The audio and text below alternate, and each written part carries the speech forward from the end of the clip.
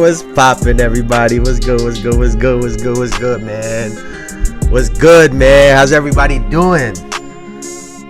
Oh, man, I missed y'all. How's everybody doing, man? What's up? I know it's been a minute. I'ma fill y'all in, man. I'ma fill y'all in, man. But first and foremost, welcome, beautiful people. Happy Friday. I hope that everyone's week has been great, amazing, even if possible. Better than mine, hopefully. Yeah, so I'm back. I obviously have not been here. I have not been live all week. I was sick, y'all. I was sick. If anyone wants the secret to not... I knew you would say that, Elijah. I knew you would say that. I was like, this motherfucker gonna think I gave up already. But no, that's not the case. Listen, man. Here's a pro tip. If you don't want to feel bloated after your birthday week, because y'all been eating out, you've been, hanging out, drinking, whatever, just get sick after. Just get sick after your birthday. I promise you, after you can be like, oh shit, I don't look crazy after my birthday. So just get sick, y'all. Just get sick. No bullshit. just do that. Honestly, I know I was talking last Friday about going to the different pools and the different springs last Thursday, the day after my birthday. And I feel like that night, hitting the cold plunge and the hot water back and forth was the only thing that delayed me being sick. No bullshit, because the headache that I had on last Thursday was the same that I had Sunday, and the shit didn't stop, honestly, until pretty much yesterday night. I'm probably at like 80 to 90% right now, so we're almost back. But yeah, man, told me to sit on my ass. Told me to just sit on my ass. I tried to get up. I was fucking bugging out on Monday. I guess sometimes you just gotta take a back seat. So yeah, I was just sick all week. But man, I don't know if y'all saw that game last night. We gonna get into it. I was gonna try to go live last night, and hindsight's 50-50. Hindsight's 20-20.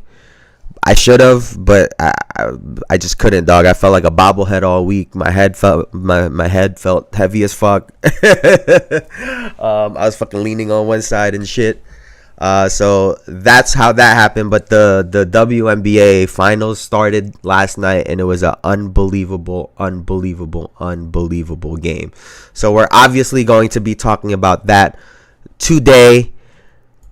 But first, let's take a listen at this. Where is it? Man, so I'm just happy to be here, man. I love this group, and I'm so happy that we're here in this moment and that we came up with this win.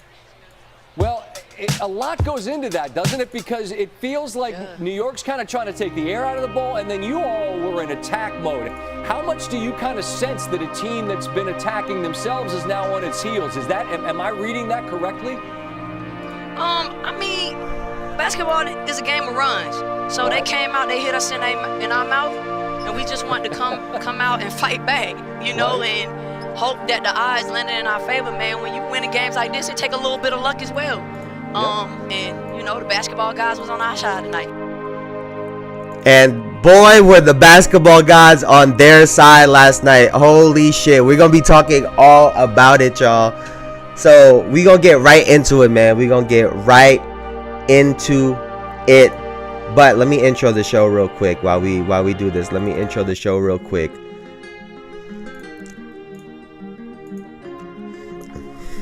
Welcome back. First time listeners, last time listeners, second, third time listeners, whatever y'all may be, to another show to another episode of the Jayson Estrera Show, where we talk about basketball, sports, and any topic that comes our way as accurate as possible. As you see in the title, as you just heard Courtney Williams, guard of the Minnesota Lynx, say, may the basketball gods be ever in your favor. Now, if y'all don't believe in that, I'm gonna make y'all believe in it. But we got a lot to talk about. We'll see how long I can yap today, cause dog, I swear to God, that was the only time I started feeling normal, when I started talking again. No bullshit. I don't think I laughed for like 4 days. For like 3-4 days, dog. I don't think I laughed for 3 days. But we're back. We'll also be talking about the starting five. If you haven't seen that on Netflix yet, we'll be talking about the starting five a little bit. I'm like 3 or 4 episodes into that one. So, hey man, I was trying to do my homework. on this downtime. But we will get right into the WNBA. Let's see. I think we should actually take a look at it, man. And then I'll give y'all my reaction to that game. Cause wow. And to anyone that's still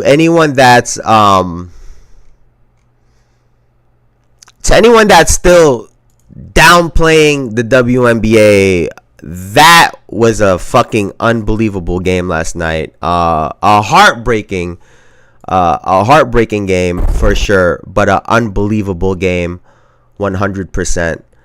I'm gonna just go straight to the ending of this, actually.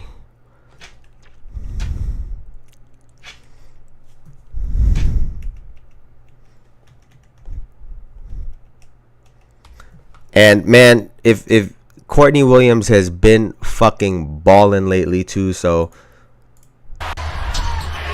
Williams, 8 to shoot. Williams weaving and laying. Bro, Courtney unreal. Williams She is with unreal. 23. Bebish hits the floor and a steal. Ionescu banks it in.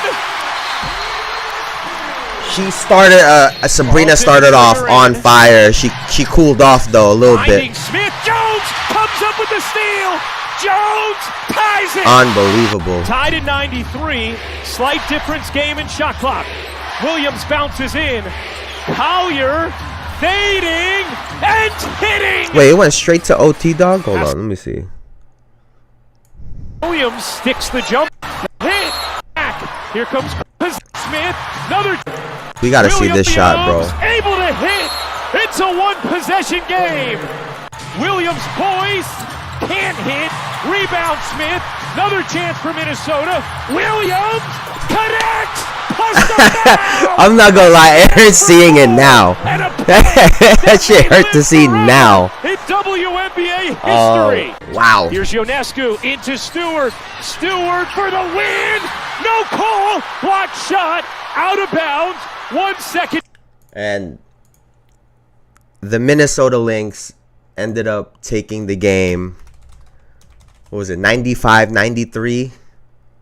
95-93 was the total. I think they tied, or they have the record for largest comeback victory in the WNBA finals. I was stunned, y'all.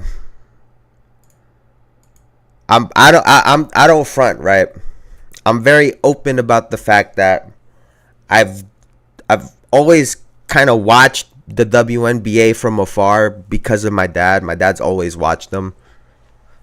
But this year is when I really sat down and watched from the beginning to the end of the season, right? I'm not saying I watch every dribble, but I watch a lot of the WNBA this year. And being from New York, rooting for the Liberty, it was a natural thing, right? And I'm a diehard sports fan. So I get bent out of shape when my teams lose, right? I've told y'all before, if the Knicks make it to the finals and lose, I don't know what I would do. It would actually hurt me. And I think this is where there's a disconnect between the athletes and their fans, right? Because this feeling that we get when they lose, I get that it's not the same as them, but I don't think they understand for us because we don't even understand why we get this upset. Like, we know we're not playing. And as a person that started watching the WNBA seriously this year, I didn't expect to be that upset. The fourth was happening. They were coming back and forth, and I'm like, all right, we'll pull this out. We got this, right? And to see them come back, Kayla McBride hit a ton of big threes. We obviously saw Courtney Williams hit some massive shots as well. Nafisha Collier just continues to show why she's the runner-up in the MVP award this year. That's why I think fans get more upset. Players know they gave it their all. No, that's facts. I literally, after they lost, I was pacing the apartment for like 20 minutes. Probably 10, 15 minutes in. My girl was like, can you just go call your dad, bro? Can you just go call your dad so y'all could deal with this? And I called him, and we were fucking upset on the phone together. We were on the phone for like 20 minutes just talking about everything. We'd start talking about the NBA and then go back to the WNBA and be mad all over again. I don't think athletes understand this feeling until they retire. And I think that's why some of them have these different opinions when they do retire, because you get to watch the game from a different lens. And there were a couple plays in the end there, right? Obviously, the Courtney Williams 3. Before that play went live, I turned around and I said to Sam, I told her, I was like, I have a bad feeling about this. And then she misses the 3, and I was like, great. I see her opening up again, and I'm like, she's not about to miss 2. And gets fouled by Sabrina at that, right? She made the shot. There was the inbound play to Breanna Stewart that was defended by Nafisha Collier, right? When you look at the replay, it clearly goes off of Stewie's foot at the end. The Liberty end up with the ball, and then they end up calling a foul. They don't call it on the first one, but they call it on the second one, right? This shit, I'm gonna loosen this motherfucker up. Why does shit feel mad tight right now? Alright, there you go. Like, that shit felt tight on my head. I've watched a lot of basketball in my life. A lot. An ungodly amount of basketball in my life. Right? Because we watched the game front to back. Right? And my dad taught me this really early on. The second Courtney Williams hit that 3 and we got that in, and we got the ball on that inbounds that actually went off Stewie's foot, I knew we were going to lose the game. My dad taught me that. Because my dad used to say, they don't deserve to win this game. And that's why, in my opinion, Stewie's second free throw didn't go in. Because the basketball god said, you're not winning like that. This team deserves this victory. They've earned it. Not even deserve it. They earned it. The second foul call on Breonna Stewart, I get that they're fouls, right? I'm not arguing that. Typically, referees don't call those. And they only called the second one because they didn't call it on the first one. And that's why the basketball god said, you don't get a second run at it. I was also mind blown, right? At the fact that the Liberty ran the same play twice in the end, knowing that the Lynx had a foul to give. So you showed them the look and then ran it again. I know I'm kind of all over the place right now. If you can't tell, I'm still not over it. I got till Sunday. And I was so confused at a lot of the decisions. I get that Sabrina's a good passer. Why is she inbounding the ball at the end of that game in regulation instead of being the spacer so that Stewie can have space when she's driving, spinning, and getting to her move? Or if they double, you kick it to her and you live and die by her shot.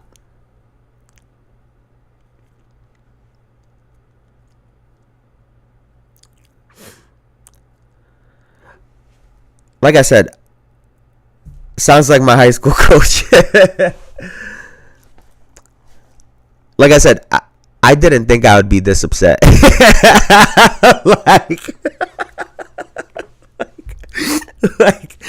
like the Yankees moved on to the ALCS and I was still upset. I could not believe what I was watching. Y'all let an 18-point lead go. You don't deserve that win. That's just how I've always grown up. If they would have won that game, it would have been the Liberty stealing it. At that point, if they would have won it in overtime. Because, like I said, the Lynx earned that. They fought back. They hit shots. They were consistent and they were disciplined. And like Courtney Williams said, you need a little bit of luck in there too, right? And the reality is, the Liberty looked great. Did they knock out Detroit? Who did? Oh, the Yankees. Yes, Sirski. Yes, Sirski. I think we won was it 3-1 last night? No, it's the Royals. They're against the Royals. No, they're against the Royals. It's against the Royals. They beat them 3-1 last night.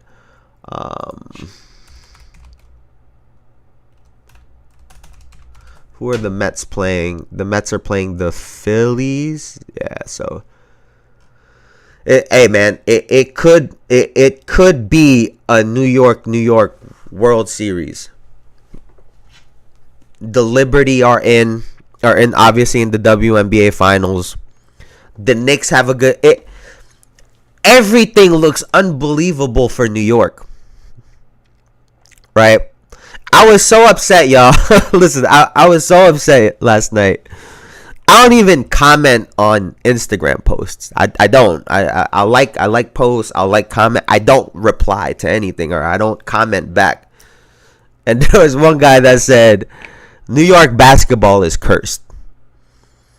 You have to root for baseball. If you're going to root for basketball, you might as well be in a straitjacket, in a padded room, or call suicide hotline. And I replied back, hey, dog, why you got to spit so much truth right now?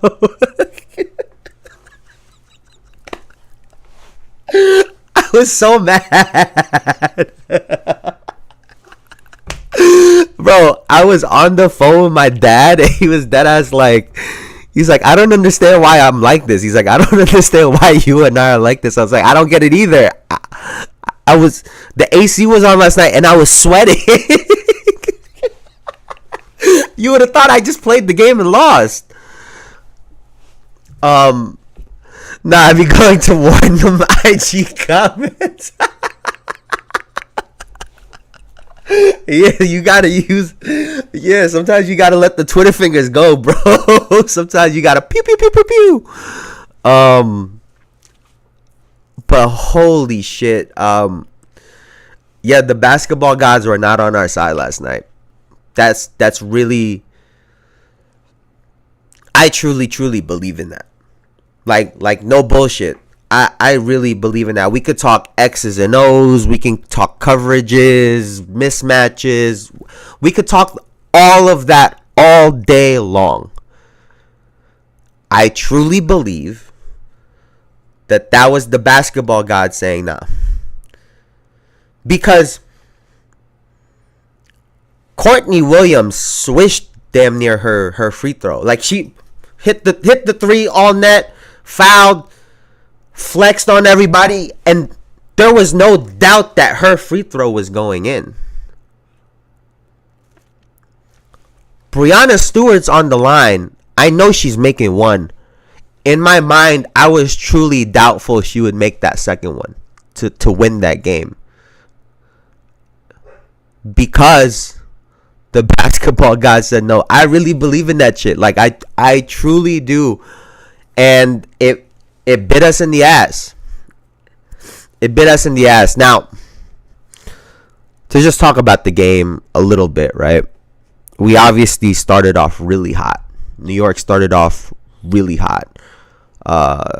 Sabrina, I think, hit like 2 threes early in the game. 3 threes. They had a massive lead, and just slowly the Lynx just kept chipping away at the score at the lead. And I was even writing in my notes, I was like, all right, through the first half, New York pretty much had a response for everything. And then it just started, okay, they started to just fuck up a little bit more and more and more. And to me, it kind of looked like they weren't really sure on who they were going to go to get buckets. If it was going to be Brianna Stewart that was going to initiate it, or if it was going to be Sabrina. Because they've had success with both of them. And obviously both are really great players. And it was just they just looked flustered. It was sloppy. They weren't getting to their shit. The defense that they had put on the Lynx early in the game, not jumping, rotating properly, rotating early, getting out to this person, contesting, moving your body, not just your hands. They were doing everything right in the beginning. And by the time the fourth quarter came around, it was the Lynx that was doing all of that. Everybody kicking the ball, rotating the ball properly. You knew who was going to shoot the threes in the fourth. You knew who was going to drive. You knew what Napisha Collier was going to do. All of the things that the Liberty typically do well, and the Lynx too, that's why they're there. But it's like a full 180. It's like they switch jerseys. It's like they switch jerseys.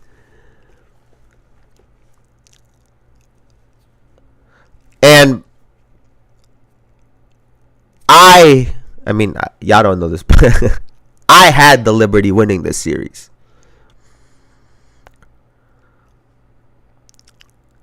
And there was a stat last night that said the last 6 winners of Game 1 in the WNBA Finals have gone on to win the championship. And even though they got thunderstruck, and there's 2 sides of this, right? the Liberty could either say, all right, we got to play our game in the first half. We're a better team, which honestly, they do look like a better team. It's close, but they do look better, just to me. So there's that side of it. We're a better team. We'll win this out. They got lucky, essentially. But the other side says sometimes teams don't recover from losses like that. Not enough. Especially when you think of the WNBA, where I know they're going to change it, but right now it's a 5-game series. They're 33.3% of the way there, the Minnesota Lynx.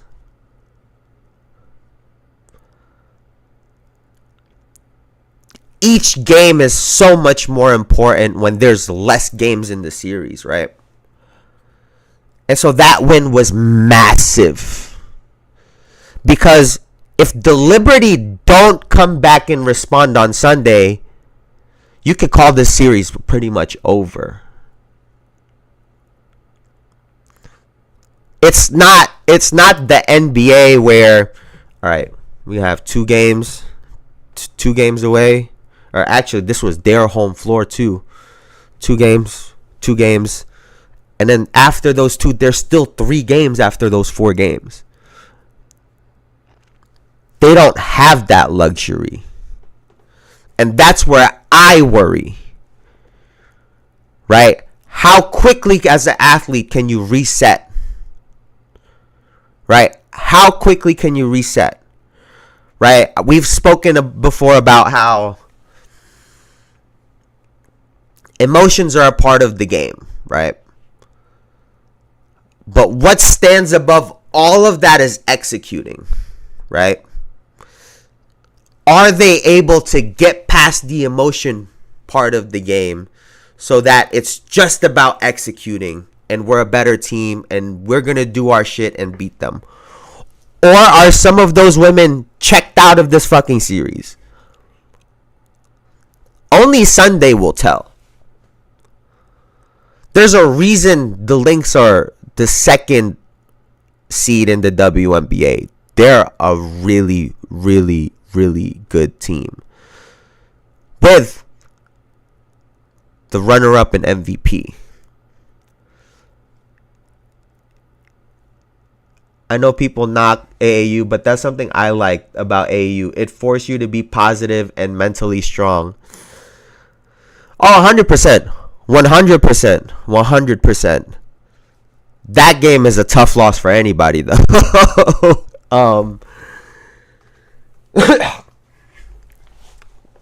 Especially on that stage. And it's one of those things where everyone has to be able to check back in. You can get smacked around, get yelled at by coach, then have to win or go home immediately after. Yeah. Absolutely. But it can't be, there can't be a disconnect in the line, right? Everyone on the team, what do they say? Hold the line. You got to hold the line, right? You got to hold that motherfucking line. And if there's even one person on that line that's not holding tight because they've lost faith, boom, one gap in your line. Then there's another gap. Everyone has to be able to check back in. Not just Breonna Stewart, not just Sabrina Ionescu, not just Jonquel Jones. Everyone. And I think that's the tough part, right? You expect your great players to be able to come back from something like this. Can everyone else do it? Can the 7th, 8th person in the rotation come back and give you something? Dog, I'm not gonna lie to you, dog. I'm getting a headache thinking about this shit. Like, yo, how the fuck did they lose, man? Oh, I can't.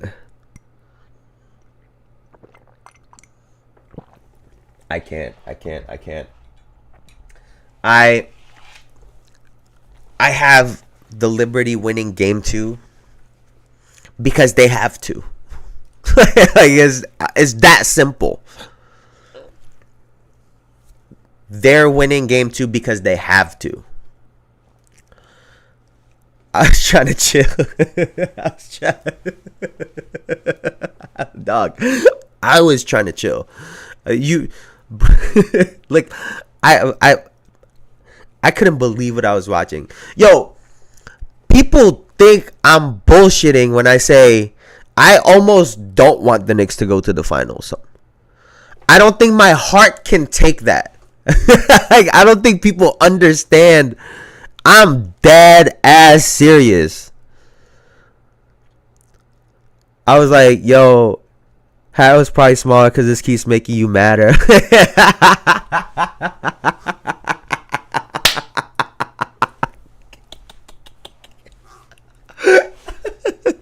Yeah, that was a cartoon physics, dog. Oh my god, bro. Like, no, I can't do this. Bro, the NBA hasn't even started. I haven't even watched a dribble of the Knicks in the regular season, and I'm already this bothered. But yeah, the Liberty have to win game 2. I'm going with the Liberty in game 2. Yeah, that's all I got. Like, that's all I got. That's all I got, fam. Like, I got nothing else for y'all, man. Like, that's literally it. Now, we are gonna switch gears to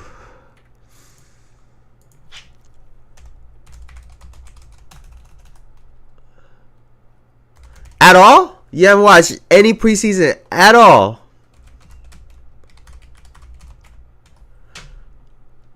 That's crazy. I've been trying to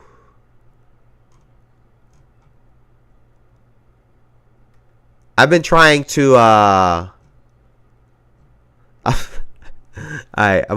gonna let y'all in on this too. I'm literally telling myself to not get excited for the Knicks, to avoid this shit. Like, that's literally, like, that's literally where I'm at. Like, I can't do it. I can't do it. I can't be too high on the New York Knicks. Nope. Been watching Warriors Rockets series 17. Like, you went to the 17-18 series.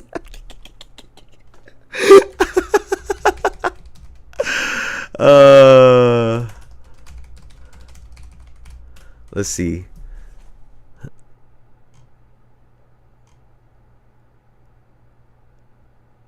Let's see. I was trying to find this routine, this LeBron routine.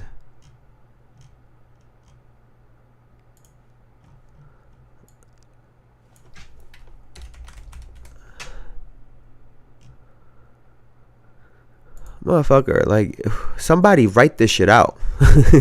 Oh, okay, here it is. So if y'all haven't seen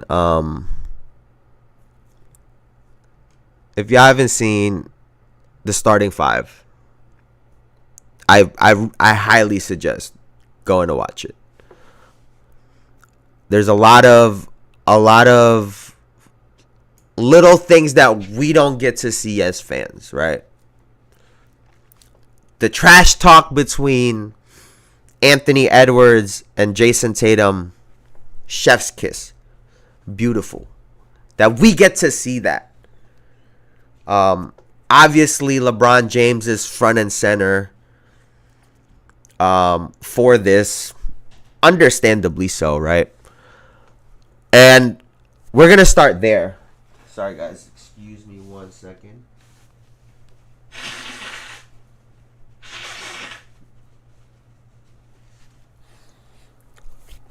So we're going to start with LeBron James, right? There's a lot that we could really talk about when it comes to LeBron and this Netflix special. But the first that I want to talk about is his schedule. So his daily routine on game day, right? 8:45 a.m. cold tub treatment, hot tub, even red light therapy or whatnot. 9:40 to 11 team shoot around. 12 to 2 nap. In the arena by 2:30. Excuse me. 2:30 to 3:15. He does his activation workout. 3:15 he'll do his shooting by himself. 4 p.m. he'll get his pregame stretch. 6:40 is he's out on the floor for tip-off. And then 6:59 is when he does his chalk toss, and then the game starts. So it is a full day, and most of it has nothing to do with actual basketball, right? And Jimmy Butler, who's another part of this, who's another person that's highlighted in the starting five. He talks a lot about his body and preparing himself as well too, right? And he talked about fighting through pain is a part of the game. He doesn't say it's right or wrong, it's just a part of it. And him being the competitor that he is, wanting to win every game so badly, chooses to play through those things, right? A stark contrast to a LeBron James who's been hardly injured in his entire career. And I saw someone in a comment on Instagram under this LeBron thing about his schedule and getting his body prepared, and he said, the difference between Kobe Bryant and LeBron, because the guy said everyone talks about Mamba mentality with Kobe and his preparation, but no one ever highlights it with LeBron. And one guy said, well, because Kobe's preparation is skill-based and LeBron's is about his body. Well, for one, I don't know if that's accurate, because Kobe also worked on his body a lot. And to say that LeBron doesn't work on his skills is, I think, just disingenuous, right? But us as fans, historically, we cheer and champion the person that fights through injury after injury after injury, i.e. Allen Iverson. But we don't bat an eye when a person goes through a career hardly injured, always available, pretty much plays every game. You can count on them to be there night in and night out. I think both are unbelievable. And when it comes to LeBron taking care of his body, the reality is this, right? Some of it is genetics. Some of it is genetics, right? I think some people are just more prone to injuries. Another part of it is exactly that. Luck. Some accidents are freak accidents, right? No rhyme or reason for it, really. Shit just kind of happens. Guy's foot's there. looks like something regular, ends up being something a lot worse.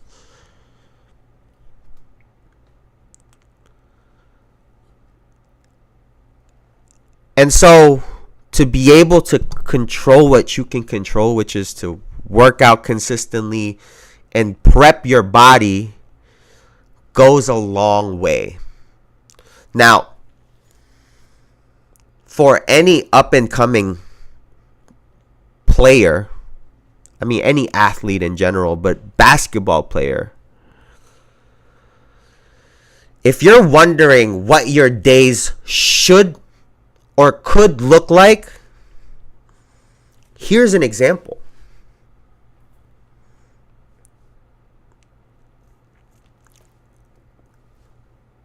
Every player in the league should try to adopt a similar schedule.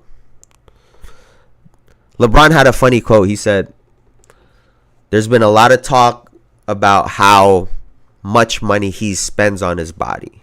About like $1 million a year. Which honestly, if you really think about $1 million on the vehicle that gets him all of this, gets him all of the money, right?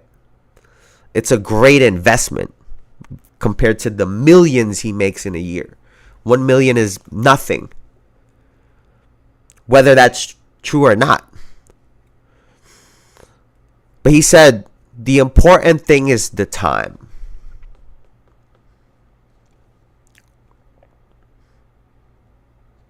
So any up and coming athlete, the blueprint is right here. Okay, maybe you don't have a cold tub because you're not in the NBA yet. All right, you could go put ice in the tub, put some hot water. You can do something. All right, you got to go to your shoot arounds. Okay, you got to implement a nap. Okay, you have to do the warm up workout now. Okay, now you got to do the shoot. The easiest thing you could do is just copy this. Like I said, there's no guarantee. You might not even be doing it correctly. You might not have the exact means that he has. But these are the things that you can control. And I think that that's really valuable. I think we're going to start seeing more players, if they're not already doing this, to do this at this level. And, you know, oftentimes people talk about work ethic, but we don't actually know what that looks like. We don't know what their day actually looks like. Well, here it is. From one of the greatest basketball players ever. I mean, you don't even have to take the notes. It's right. You could just Google this shit.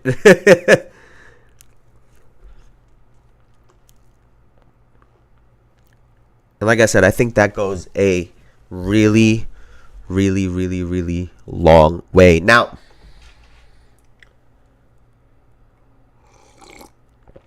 the other topic that I wanted to touch on,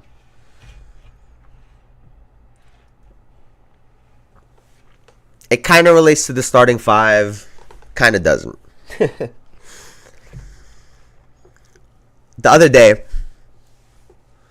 apparently, Joe Budden had made a remark that said he has a greater mixtape discography than Lil Wayne, which sparked a debate, a long of thread. It's really long. Twitter, they're arguing about it, right? And 99% of the people on there, Joe trash. I didn't even know he make music. He's da. He not as good as Wayne. He not as popular. The 1% of the people who have listened to Joe stuff and have also listened to Lil Wayne stuff and can actually compare it, they're in there saying, well, whoa. We never said he's as popular, but music for music, he up there. They're not even saying he's better. They're just saying you're making a comment on something that you've never actually listened to. which made me wonder. Because on the starting five, Domantas Sabonis didn't make the All-Star game, right? He didn't get voted in. If you look in this past season, because of the 65-game rule, not only was Joel Embiid not the MVP of the year, his 34.7 points per game pretty much doesn't count because he ended up not winning the scoring title. So when you see the scoring title, Joe Freestyle with Sean P only certifies him. I mean, Joe's pen was nice. Like, it just is what it is, right? And he has one of the best bops of all time. I mean, Joe, but hey, man.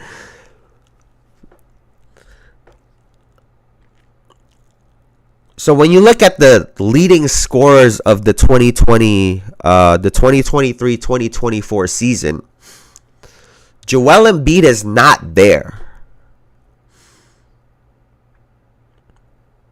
Which leads me to the question. Can someone be great if no one is watching?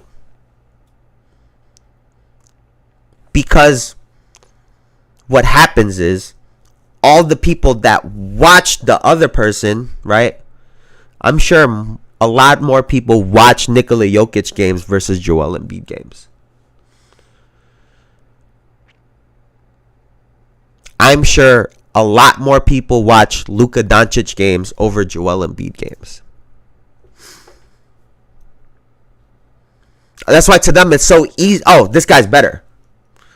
You haven't even seen. The only time you see is the games that they play against each other.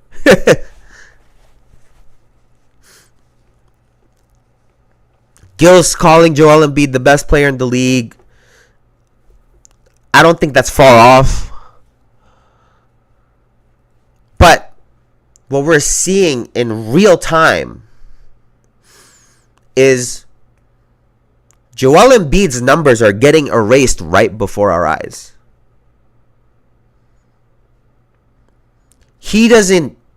There is no mention of 34.7 when you talk about last season. Even though it happened. It happened.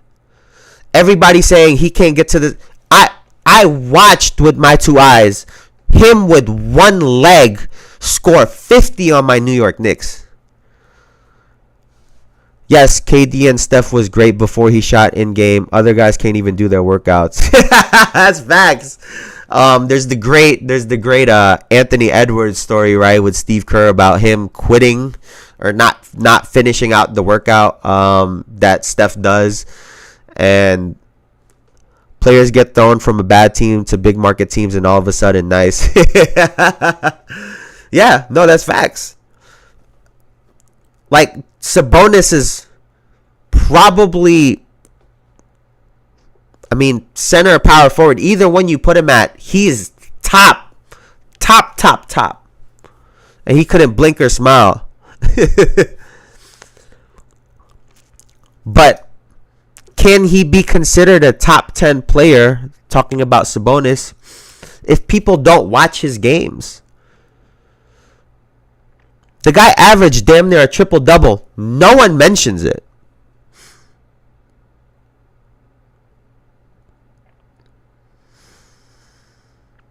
And this is just the reality of sports, right? The big market teams, the players on certain squads, they get the shine and the recognition. It's been happening for forever, and it's going to keep happening. I wonder how many people in the past, Pascal Siakam better than him? The who? The Sabonis? I don't know, dog. I don't know about that.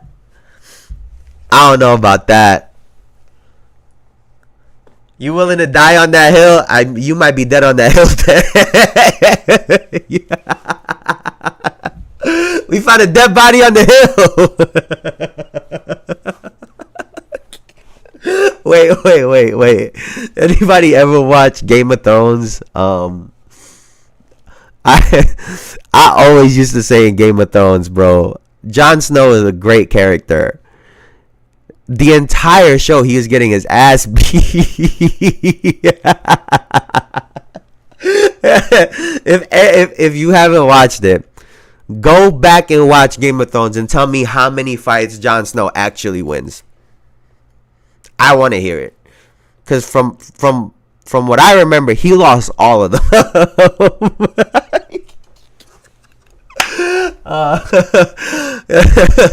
There's a hey, there are a lot of dead bodies on Everest. You gonna be one of them. You gonna be frozen up there.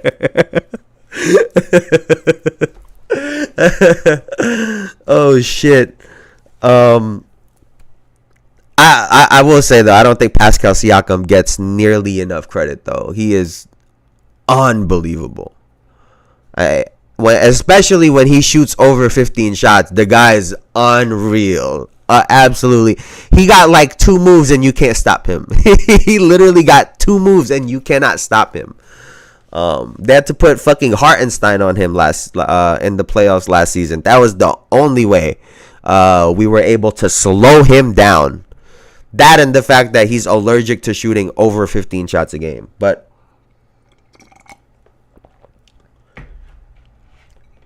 you know, that's the funny thing about sports, right? How many players in the past did we not hear about because they weren't hitting the threshold where, you know, the minimum games to be able to count for all of these metrics and stats, or simply because they were in a smaller market? Yes, sir, mister. I'm going this way or that way. Hey, and I can't even say shit about Siakam because he killed us last season in the playoffs. Like, every time he wasn't shooting, it was a great thing. Anytime he didn't shoot was a win. But how many players do we not do we not give credit to, or haven't given credit to, or didn't win an award that maybe they should have, or whatever the case might be? How many scoring leaders, rebound leaders, assists, steals, block? How many guys just didn't hit the threshold that would have gotten it? Because, like I said, when you look at league leaders for that season, they don't show up. And so that's something that I think is important for us as fans to be mindful of and to watch out for. Because like I always say, and like my dad taught me, right? My dad taught me this at a very, very young age. You can take something from everyone. Everyone does something well, but you have to look for it. So it's on us to look for these players, right? Yeah, that rule is very stupid. Joel played 66 before, and that rule put onward pressure that caused him to miss it. Yeah, Halliburton was the same thing. If y'all remember, he had the hammy. I mean, and that's the part, right? Now guys are going to be forced to play hurt, risking further injury. They're going to be putting out subpar games, mediocre games, and then fans and the guys on SportsCenter are like, oh, he trash. Motherfucker, the guy's playing on one leg.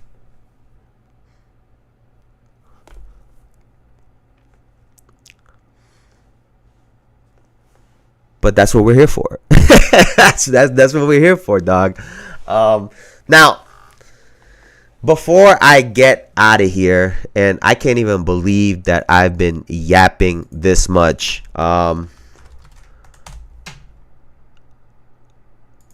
Listen, dog. I'm gonna ask bro, because he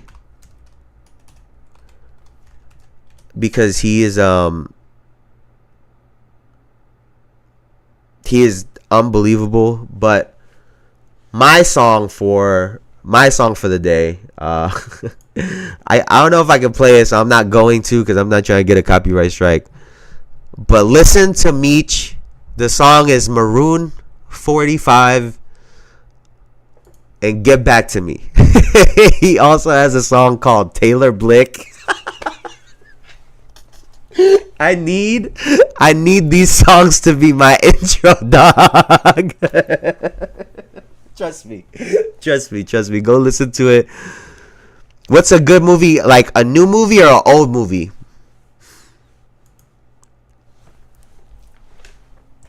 An old movie or a new movie? A new movie or old movie?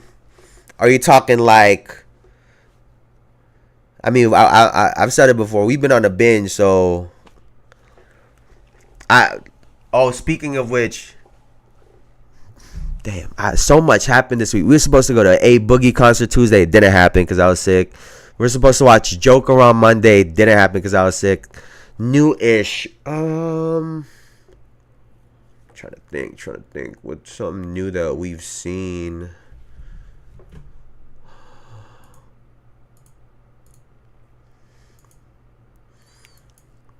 New-ish. Let me think, dog.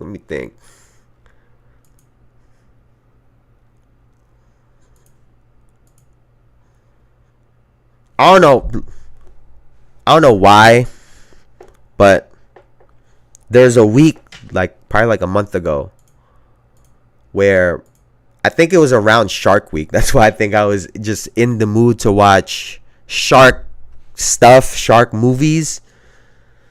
I randomly put on this movie called Under Paris. It's on Netflix, right? Don't laugh. For like 5 minutes, I didn't realize that it was dubbed because it's a French movie. I had no fucking clue. I had no clue that it was dubbed, dog. For like 5 minutes, I was like, why they mouth not matching with what they're saying? At first I'm thinking like, oh, is it like our Wi-Fi? Like, is this shit choppy? I backed out. I went back and played it again. I was like, the fuck is going on? Only for me to realize it's a French movie and we had it in English. But because I don't know if you've ever seen, that's an egregious pull, but listen, I don't know if you've ever seen, back in the day, there's this movie called Deep Blue Sea that I've been watching though. I don't know if you've ever seen Deep Blue Sea from back in the day. What is it? Deep Blues. I don't know if you've ever seen, here, let me pull it up. I don't know if you've ever seen this movie. It's like an old shark movie. It's an old ass shark movie. I didn't even see two, but Deep Blue Sea is about like they engineered these sharks to be smarter, so they try to get out. They start killing everybody and shit. And honestly, I've always thought that movie is really good, and so I went to Under Paris. I thought Under Paris is up to par, if not better than that, because they don't just stay on the shark the whole time. So there's like an actual story. I thought the actors were really good in the movie. If that don't work,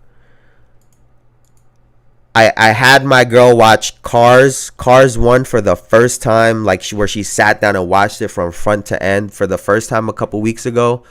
She was hooked. Like, she couldn't believe what was going on. So if that was a great watch back.